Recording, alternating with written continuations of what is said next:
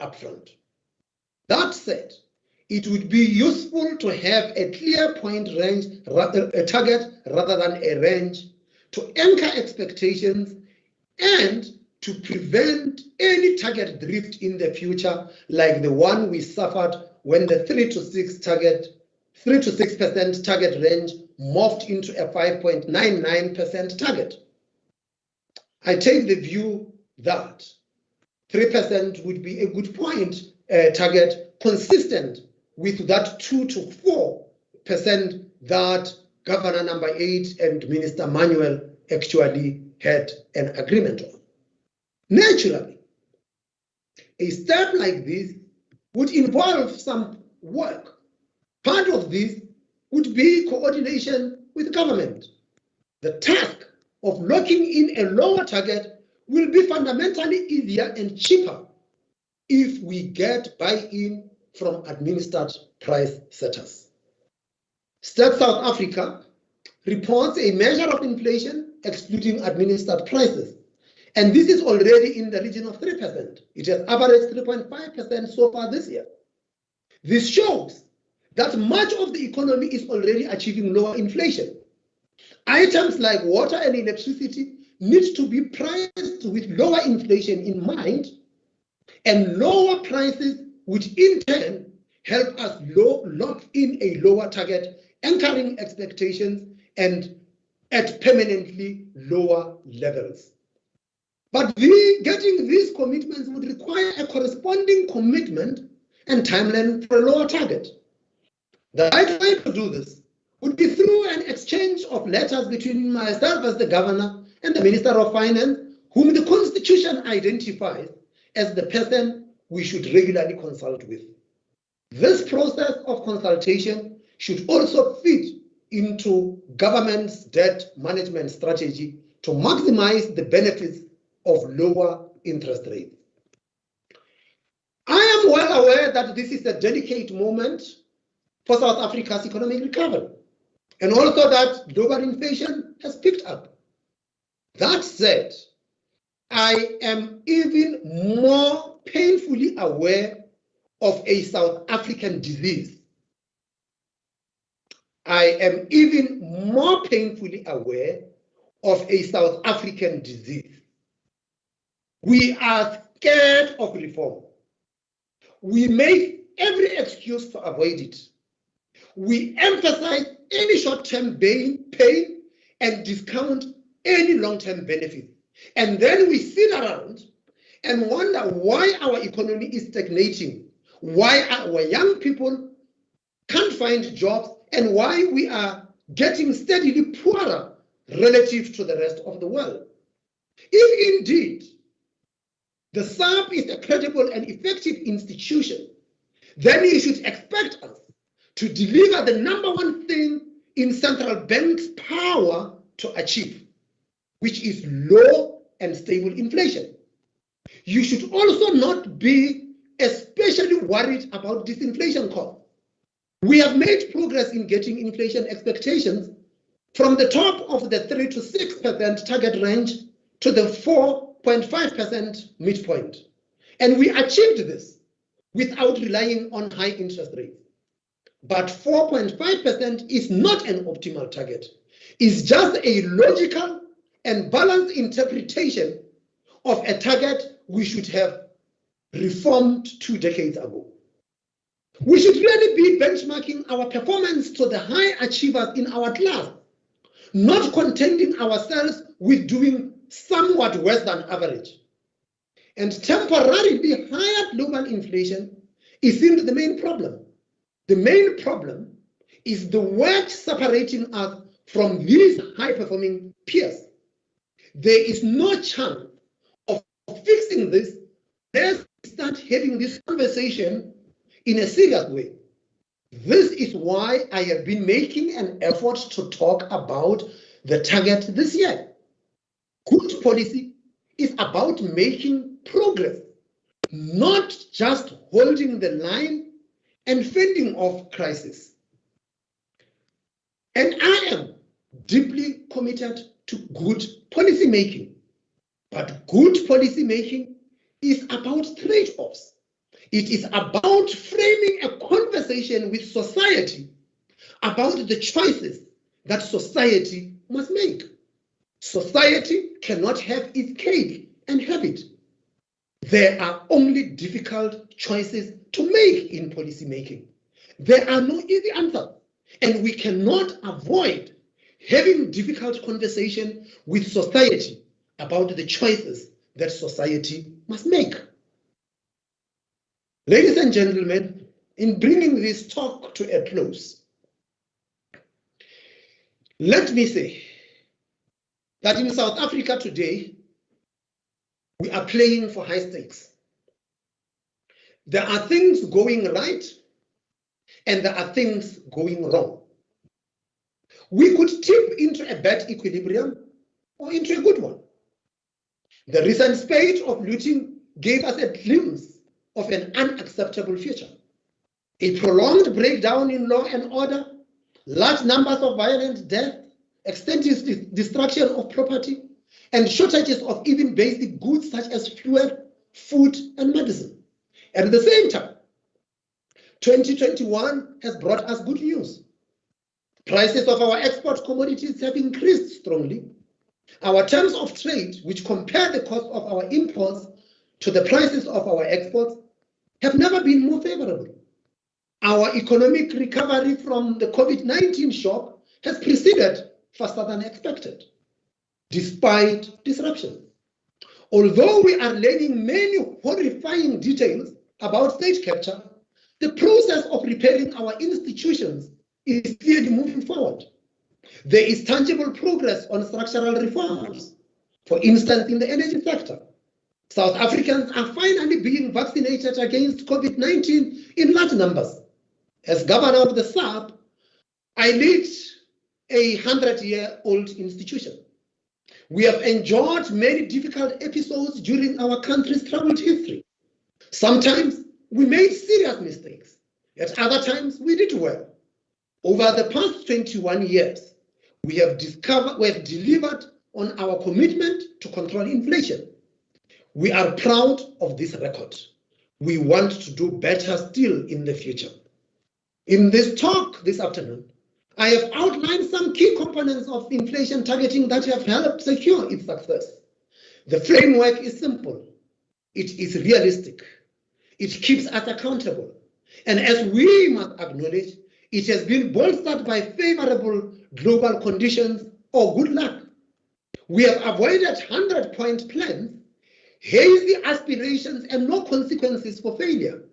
We are forward-looking and ambitious for the country, which is why we are talking about a lower inflation target, set to bring us in line with our best performing peers.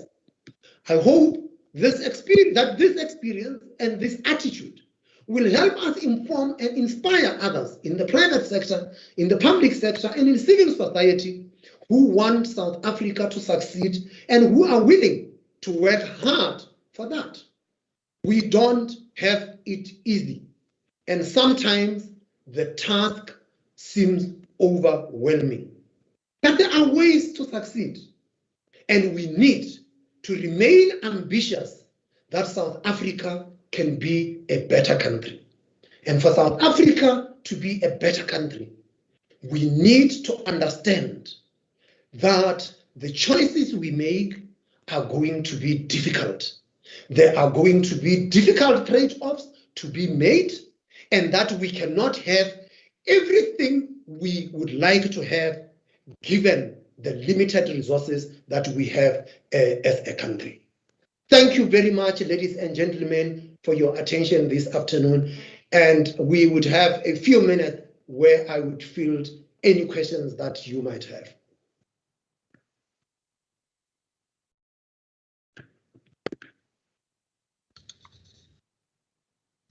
Thank you very much, Governor. Just for the audience, when you have a question, would you kindly state your name and affiliation before proceeding to your question?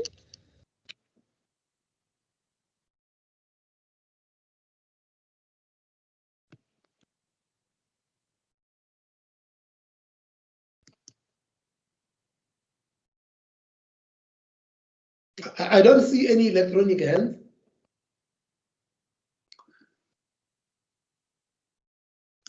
Governor, perhaps I can start. Thank you very much for this insightful lecture. Perhaps you could say one or two things about the implications for our approach to fiscal policy going forward if we are to rethink or revise the inflation target.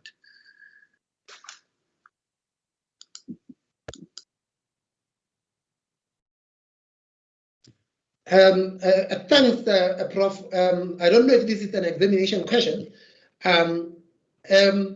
but I will not talk about the approach to fiscal policy. My last pronouncement on fiscal policy was on the 15th level. But I do refer to the issue of macroeconomic coordination in the talk that I had just given. And I do allude to the fact that in doing this macroeconomic coordination and consulting with the Minister of Finance, we have got to take into account that the debt management strategy will have to be recalibrated. Why would debt management strategy have to be recalibrated? And I will not say in which direction must it be recalibrated. But the South African government has got in excess of 400 billion rand of debt that is indexed to inflation. Higher inflation thus means higher debt service cost for that debt that is indexed to inflation. And over the past 12 months or so, that the debt service cost that the government was able to make was precisely because inflation was lower and thus debt service cost could be contained. The second aspect is that although government debt is fixed, this debt reprices as refinancing takes place. Over the past 12 months, we noticed that the National Treasury had been borrowing in the short end of the yield curve. And because South Africa has got such a steep yield curve, the National Treasury thus benefited by borrowing from that short end of the yield curve. But this steep yield curve must be telling us something. And what it is telling us is that the provider of funds in the funding market are having concerns about the future trajectory of our fiscal matrix. And thus, a stance that would then say that you bring inflation down and that bring down the cost of capital is in itself beneficial for fiscal policy. And if this takes place alongside a recalibration of debt management policy, our macroeconomic stance could only be a winner.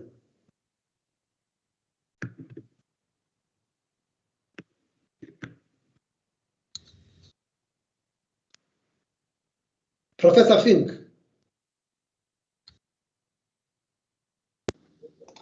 Governor, sorry, I just want to try to unmute myself. I want to change tack a bit and ask you a question that's a little bit more broadly about Africa, not only South Africa.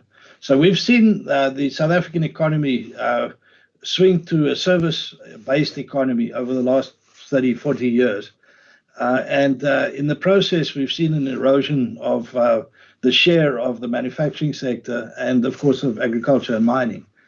But when people talk about development on the African continent, there's often this whole sort of noise about, there's no manufacturing base. And unless you create a manufacturing base, you're not going to have proper development. Do you have any thoughts about the role that central banks can play in this? I know it's a sort of very tenuous relationship, but so it would be indirect. But do you have any thoughts on that? The issue of the rise of the services sector is not just a function of a decline in manufacturing. The services sector is rising the world over. Mm-hmm. In my young days as an economist, what we just watched was the purchasing managers index, and it was just for manufacturing. And recently, over the past few years, we have seen that the PMI would also be compiled for the services sector. It is an acknowledgement of the rising importance of the servicing sector. But to the extent that we have had manufacturing also eroding, we have got to be asking ourselves what were the sources of those erosions. And they have to do with complex microeconomic factors, from the skills base to the technology choices that we make, to the technologies we embrace, to how far we open our economy so that we could actually embrace globalization. I do not think for once that we could think that for us to industrialize, we will have to throw another iron curtain of protective measures and hope that by so doing you are going to be able to grow your manufacturing sector. And I think that the correct thing to do is, or the question to ask would be to say that in building our manufacturing sector, how do we link into global value chains, even with the advent of COVID, because it provides very important lessons. But importantly, understand that we are a country of just about 60 million people. And we are not going to grow this economy by producing things to just sell to ourselves. That for us to be able to grow this economy, we have got to produce things that the world wants. And that necessarily means that we have got to be able to embrace and engage with globalization and understand that globalization is here, it is a force, and that the countries that are succeeding are countries that had engaged with globalization. And to this respect, the work of the Growth Commission, which was led by Professor Michael Spence, highlights that of the countries that had growth accelerations, which meant countries that were able to sustain growth of more than 10% per year for a period of a decade or more, had one thing in common, in addition to the others, and it was that they took advantage of the opportunities offered by globalization and engaged and took advantage of that engagement with globalization. And that, for me, if we are to grow the manufacturing base, whether it's of South Africa or of the African continent, or even if we are to build the services sector and compete globally, we have got to embrace and engage with globalization and not think we can do this behind a ladder.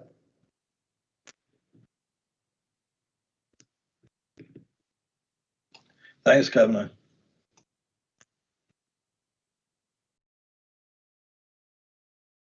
I don't know, Emmanuel doesn't say whether he's a professor. I will take my chances and say Professor Emmanuel.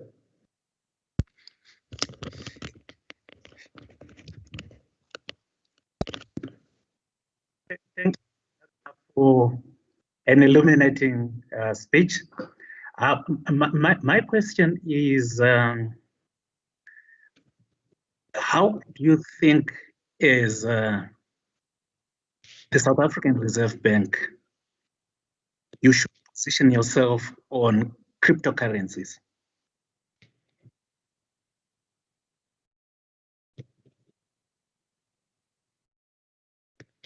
Thank you very much. Is it Professor Mabungo? Manuel, crypto assets. And since we are in an academic institution here, let me just see whether the definitions are still the same, because the last time I visited an academic institution and I said to the professor, why does it look like the examination question is still the same? And he said to me, yes, the examination questions are still the same. The only thing that has changed are the answers. So unfortunately, I'm going to offer the same answer that I had, which is that for something to qualify as a currency, it must depict the following. It must be a store of value, a medium of exchange, and a unit of account. And there is no doubt that these crypto assets are a store of value. They are assets, people attach value to them. But are they a generally accepted medium of exchange? Well, to some extent, but not generally. It's for those who use them, unlike the fiat currency, which everybody has access to. Are they a unit of account? Definitely not. Our approach as the South African Reserve Bank was to distinguish between the technology that underpins the crypto asset and the crypto assets themselves. And the technologies that underpin these crypto assets have proved that they could be useful in so many other areas. But for us in central banking, we found that the technologies could be useful in speeding up settlements in the payment systems space. And that's what we engaged with. Through our project COCA, we piloted the use of this technology, and we had found that it improves significantly the speed of settlement in the wholesale market. What has not been tested is what would a central bank digital currency look like? Every central bank I know that is worth its soul at the moment is either having some project on central bank digital currency, or is exploring one, or is asking other central banks about what they are doing with that. South Africa is out there, the central bank, South African Reserve Bank, looking at the feasibility of introducing a central bank issued digital currency and introduce it as a complement to the existing notes and coins. It's ongoing work. Through the BIS, the Bank for International Settlements Innovation Hub, there is a lot of learning that is taking place amongst the central bank community, and we will take it from there. Professor Du Plessis, you had your hand up as well. Good afternoon, Governor, and thank you for the lecture, and thank you for the robust defense of inflation targeting. And I want to ask you, I'll start with an observation, and that is that we do not hear these robust defenses, at least internationally, for the last couple of years. In fact, what I observe is that other proponents, especially in the developed world, have found various ways of watering down their commitment to inflation targeting in recent years. And this is whether it's in New Zealand or in Europe or in America, and it's in various ways. It's either by toning down the commitment to the actual numerical target, or it is by including other prices in the economy, like a house price index. And all of these are ways in which we water down our central commitment to anchoring core inflation, as you mentioned in your speech. Now, that shouldn't change our commitment, but does it make the world more difficult for the Reserve Bank in South Africa if we operate in a world where other central banks are no longer implementing the system in the same way as we do, and their decisions have consequences for international capital markets where we are inextricably linked? Let me stop there. Thank you very much, Prof, for raising that. Many of the central banks have had reviews of their framework. The Fed has just had a massive review, which they called the Fed Listens, and they concluded that, and they said that they are going to target average inflation over time. And which basically means that their price stability target of 2%, but that it will be an average of 2% over time. What that over time is something that they are yet to communicate. The ECB had just reviewed their framework, and they used to have inflation of closer to or below 2%, and they are now saying that they are targeting inflation of around 2%, which basically means it is okay to have inflation on the on the other side. That is the advanced world. You take in New Zealand, and New Zealand said that they would bring in house prices. That would be an interesting one, because for me, house prices might not necessarily be dealt with through monetary policy. And I could as well just understand these things, and it makes the things complex. Where you are, the university is, house prices at some stage were rising faster than elsewhere in the country. So if you say that central bank must also target house prices, what do you do if the source of the house prices are only in particular areas? It becomes complex. And so what has the central banks then ended up doing? And in the aftermath of the 2008 crisis, what then happened was that central banks started to talk a lot more about financial stability. That price stability on its own might not be sufficient for balanced and sustainable growth. You need financial stability to be brought to the fore. But financial stability is complex. It doesn't have a single anchor. Price stability is an anchor, you set an inflation target, and financial stability, you look at so many different things. You have identified, for example, house prices. There might be build-up of corporate credit. There might be a build-up of household credit. There might be so many other things that would impact on financial stability that would come.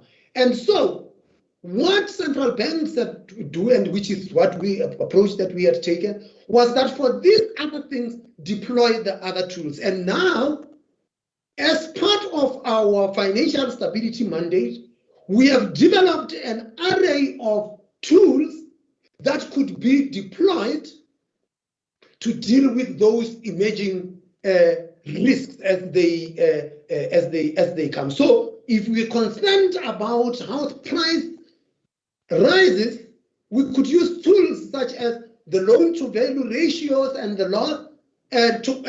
We could set out the issues about the qualification criteria for the home loans. You can make rules about whether these are first-time home buyers or second-time home buyers, and so forth. So you could use those tools to deal with those other risks and those other prices that are really emanating from the financial markets. It would be really tricky if the prices, for example, that you have to deal with is an overheating stock market, for example. How do you deal with that? And part of the challenge that central banks in the advanced economies are facing at the moment is that they seem to have succeeded, because you see, for years, they had a different problem to ours. And so when they were really looking at their inflation targeting frameworks, it was not because they are facing an inflation problem.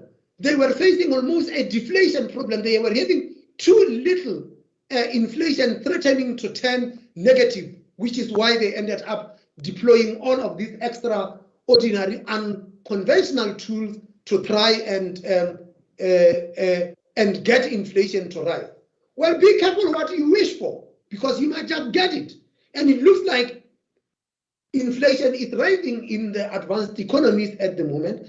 And the question that comes is it transitory or is it permanent? The jury is still out. The take or the consensus among central banks at the moment is that it is transitory. But the jury is still out to see whether this is transitory or whether it is going to be something that central banks would have to worry about. These reviews, Prof, had taken place mainly in the advanced economies, in the emerging market world, where there had been revisions to the inflation targets, as I said, and I've in my written speech, we have cited the literature there for you to actually look at, and you will actually see that there have been reviews of inflation targets in the emerging market economies, and where those revisions have taken place, it had been to refine and review the inflation targets lower and not higher. There is a guest called Prinesha. Hi, Governor. It's Prinesha from Bloomberg News. Thank you for taking my question. Governor, I just want to clarify, your preference is for a lower single point inflation target. Are there formal discussions going on between yourself and the new Minister of Finance about lowering this target and changing to a single point? Thank you. The new minister must settle. Prinesha, just to avoid confusion, I said that if you go for a point, you will have to give a margin of error, and the margin of error will work something like 1% plus or minus 1%. If you think of the current inflation target range, the current inflation target range could have been specified as the target is 4.5 plus minus 1.5% on either side. The discussion that took place in the Standing Committee on Macroeconomics between the National Treasury and the Reserve Bank in 2001 had that gliding path of 3 to 6 to 5 to 3 and then 2 to 4. And if you look at the 2 to 4, you could think of that 2 to 4 as 3% plus minus 1%. So they are how to specify this thing is neither near nor there, but the thing is that a point target gets people focused and not get distracted like what we have seen in our space, where when with the 3 to 6%, people thought we are targeting 5.99. The beauty of being in the academic institution is that in an academic institution here, our job in an academic institution is to continue to search for truth. And so I've put this thing out there as a discussion. The National Treasury is embarked on a macroeconomic review, and as part of that macroeconomic review, one of the things that would be reviewed, of course, is the inflation targeting framework. We will engage with them at an appropriate time. At the moment, I've not had a discussion with the minister about the lowering of the target. All that I had to do here is to say if there is any thought of reviewing the target, it can't be higher, it can only be lower, because this is precisely what our peers have done across the world. And this is actually what the benefit of lower inflation had been in South Africa, that lower inflation had brought for us lower interest rates. Just in case you forgot, Prinesha, if we would like to have lower interest rates, we must have lower inflation. The higher the inflation rate, the higher the interest rates are going to be. And there is no virtue in having higher inflation.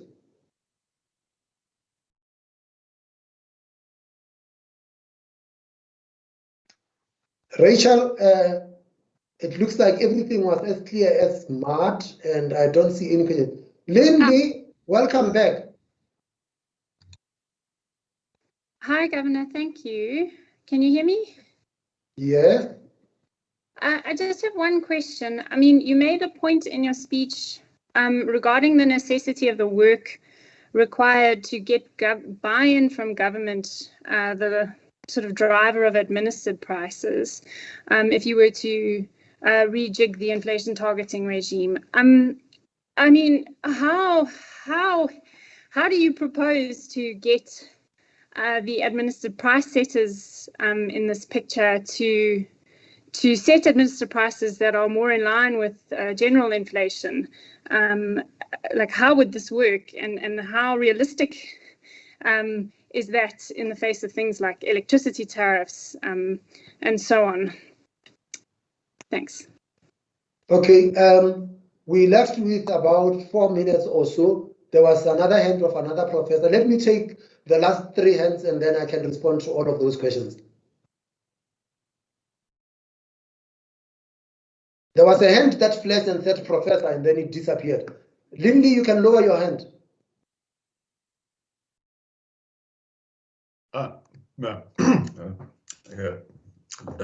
Governor, it's me, Gideon Durant from Stellenbosch. My colleagues knows me as someone who usually asks very difficult questions. I think the quiet you're experiencing on your screen is more because we're all really relieved you are in the position you are. There is nothing you said I didn't agree with, nor anything I think I could help you with. You already seem to have a very strong handle on exactly the way I would think about it. So thank you very much. So that's just a comment. Thank you very much, Dr. Durant.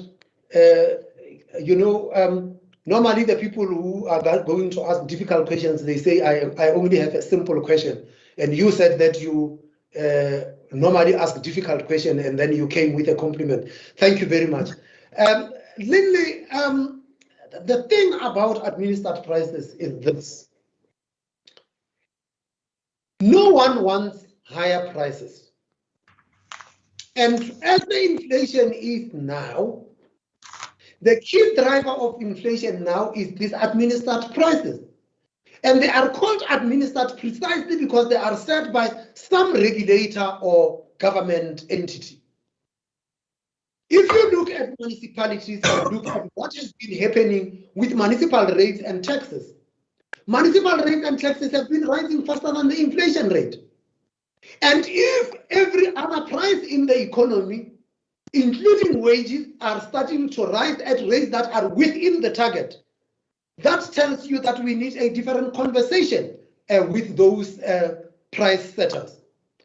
We would engage with them. We do engage with the National Electricity Regulator, which I guess we can engage with all of the other regulators.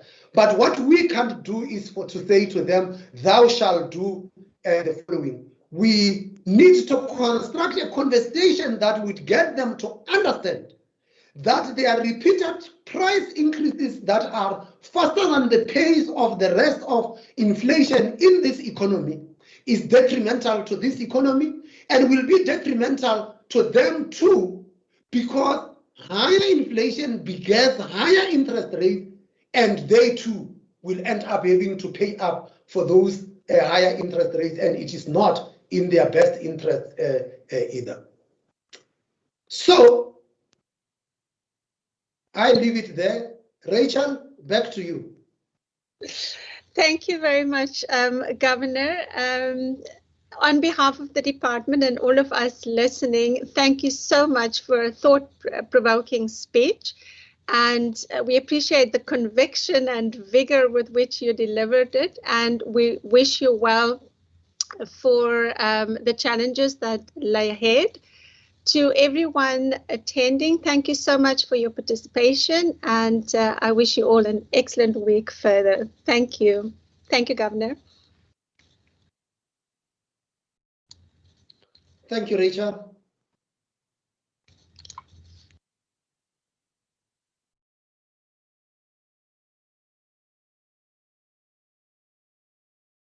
Okay.